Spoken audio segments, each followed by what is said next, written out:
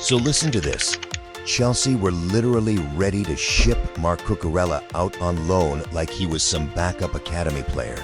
And now we're talking about him as their best defender this season. United are in talks to sign Cucurella. We know they're looking for a left back because Luke Shaw is out injured at the moment. They've been looking at a variety of options. One of the players they're interested in is Cucurella.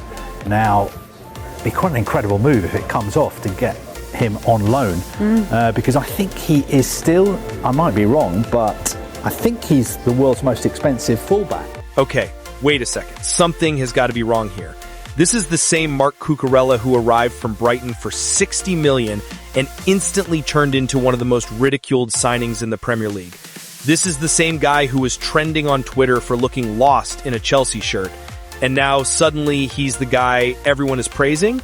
The turnaround doesn't even sound real, but the story of how we got here is insane.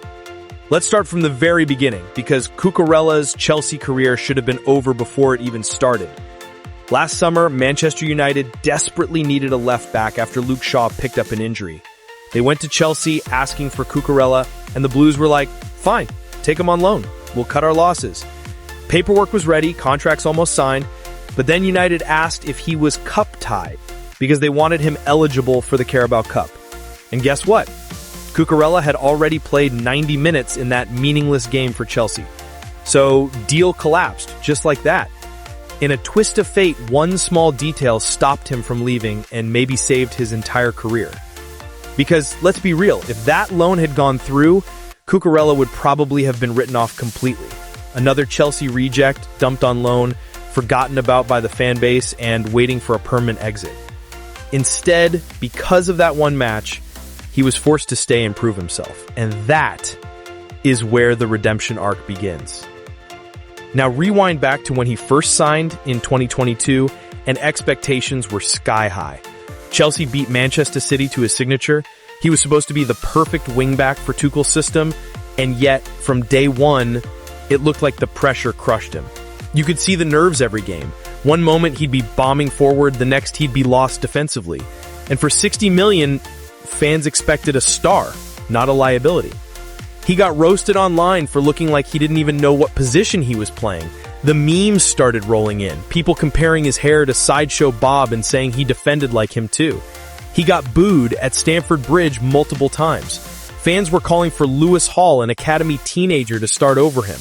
That's how bad it got. Fast forward a year, and this guy went from being labeled one of the worst signings in Chelsea history to becoming one of their most consistent performers under Mauricio Pochettino. How? Because of a tactical switch that turned his career upside down. Instead of playing him as an overlapping wingback, Pochettino dropped Cucurella into a left-sided center back in a back three, and suddenly it all clicked. The weaknesses people mocked him for were gone. He wasn't isolated 1v1 as much. He could use his intensity to press smartly, and his ball-playing ability, which was wasted at fullback, now became a weapon in build-up play.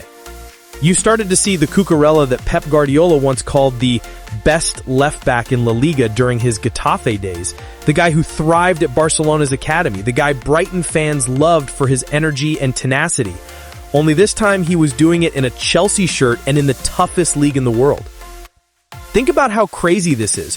1 year earlier, fans were begging the club to terminate his contract. This season, he's been their most reliable defender in a backline that's been constantly ravaged by injuries. When Reece James is out, when Chilwell is out, when Body Ashley and Fofana can't stay fit, the one guy who keeps showing up is Marc Cucurella, the same player nobody wanted. And don't get it twisted. This wasn't just about filling gaps. This was about performing at the very highest level. This season, Cucurella pocketed some of the best wingers in the Premier League. He's been diving into tackles, intercepting passes, blocking shots, and the numbers back it up.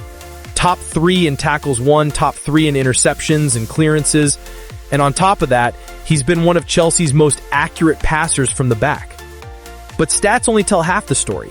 The other half is how the fans have completely flipped on him. Go back to his debut season, the atmosphere at Stamford Bridge, every time his number was called, it was groans, frustration, people rolling their eyes. Now, it's applause. Now, it's chants of his name. The same people who once ridiculed him are now calling him the fighter Chelsea desperately needed. And here's the irony. United tried to loan him because they didn't think he was good enough. Chelsea tried to get rid of because they thought he was deadweight, and yet the player both clubs didn't fully believe in turned into a cornerstone of one of the youngest squads in the league. But let's zoom out a little bit, because this redemption story isn't just about one season. It's about who Marc Cucurella actually is. His entire career has been about proving people wrong. Back at Barcelona, he was never seen as good enough to make it into the first team. They let him go after one senior appearance. He had to rebuild himself at Eibar, then Getafe, before finally catching Brighton's attention. And in just 1 year in England, he was voted his player of the season. He forced his way into Spain's national team and earned that massive Chelsea transfer. This is a player who has always thrived when his back is against the wall. So, in many ways, maybe it's no surprise that when his Chelsea career looked dead, he somehow brought it back to life. This is what he does. He survives, he adapts, he proves people wrong. And let's be clear, Cucurella's story is also a warning to Chelsea fans who have been quick to write players off before. Remember, the same thing happened with Jorginho. He was booed early on, then ended up lifting the Champions League and Euros. The same happened with Kovacic. Doubted at first, now remembered fondly by the fans. Sometimes it just takes the right manager, the right system, and the right mindset, and suddenly a so-called flop becomes undroppable. For Cucurella, that system was Pochettino's. For once, instead of being thrown around left back, wing back, emergency center back, he was given a clear role and consistent minutes. And he repaid the trust by becoming the fighter Chelsea's defense desperately needed. So when you think about it, the story of Marc Cucurella at Chelsea is one of pure irony. The player they wanted to loan away for free is now their best defender. The player mocked by his own fans is now their warrior. And the player written off as a 60 million flop has turned into a bargain for the role he's playing. The real question is what happens next, because football has a way of flipping stories fast. Maybe next season, it's someone else. Maybe Cucurella goes back to being inconsistent, or maybe just maybe this is the beginning of his true Chelsea legacy. Either way, his redemption arc is already one of the wildest we've seen in recent Premier League history. Because think about it, one meaningless Carabao Cup game against Wimbledon is the only reason he didn't join Manchester United, and that one match changed everything. Sometimes football doesn't make sense. Sometimes all it takes is one twist of fate for everything to flip. And that is why today, Chelsea fans who once wanted him gone are now saying it loud. Marc Cucurella is our best defender, and he got there by surviving the impossible. Cucurella, Cucurella, he eats paella, he drinks estrella.